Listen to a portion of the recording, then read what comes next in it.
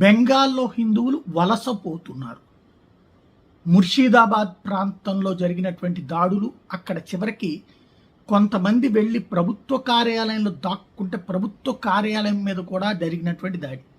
వక్ఫ్ సవరణ బిల్లుని అడ్డం పెట్టి దేశమంతా దర్జాగా నడుస్తుంది. ఎక్కడికక్కడ ఉరికిన ఏమన్నా నిరసనలు ఉంటే ఉరికినడానికి ఏం లేదు, వాళ్ళ అభిప్రాయం వాళ్ళు వ్యక్తం చేసుకునేట్టు నిరసన చేస్తే చేయదు.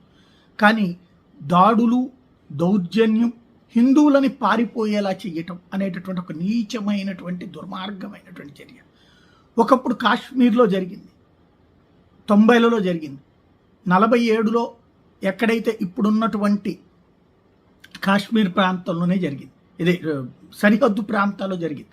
తర్వాత 90లలో కాశ్మీర్లో జరిగింది. ఆ తర్వాత సంభాల్లో జరిగింది 95, 96 ఆ ప్రాంతాల్లో జరిగినటువంటి సంఘటనలు.